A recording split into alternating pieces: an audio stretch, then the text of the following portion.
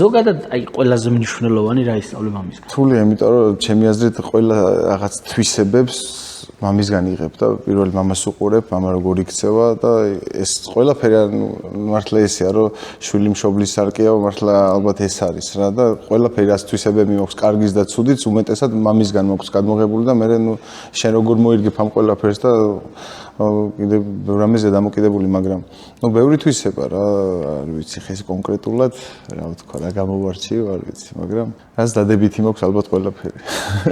სიმკაცრე ჩვევია და ჩვეოდა მას.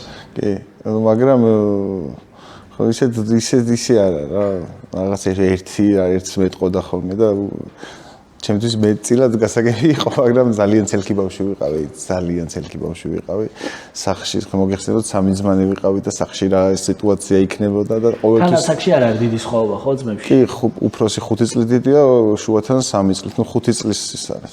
ნებისმიერ შემთხვევაში პატარა ყოველთვის ყველაზე მეტად ამრევია ხო. კი და სულ მევიწყებდი ჩხუბს, აი სულ მევიწყებდი ხოლმე. ერთად ან ვიღაც მიყავდა სახლიდან, ან უფროსი აი შუათან და ერთად ესე რომ ყოფილიყავით, თორე კარგი არაფერი არ ხდებოდა მოკლედ და ალბათ ამ ჩხუბებშიც გამოვიწერდე, ბოლოს იმდენი ხდებოდა ხოლმე რომ რაღაცას აკავდე, სანამ მეც უკვე არ გავძლიერდი და ამიტომ ბევრს ვარჯიშობდი ხოლმე რომ მალე გავძლიერებული. ან მიზანი შენი ვარჯიში იყო. ჩემი მიზანი დიდად რო გითხრათ რომ ჩემპიონო არ ყოფილა და ის მორევად.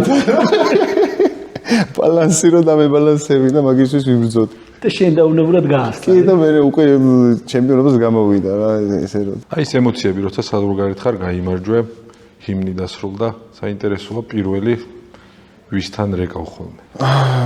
მშობლებთან ალბათ, ხო, ალბათ მე დედასთან არის კომუნიკაცია, იმიტომ რომ მამა იქ არის, ძმები იქ არიან, ყველანი იქ არიან და დედა არ არის და დედასთან არის ეს კომუნიკაცია. დედა სახლის ლაგებში. დედა სახლის ლაგებში გაიმარჯვე.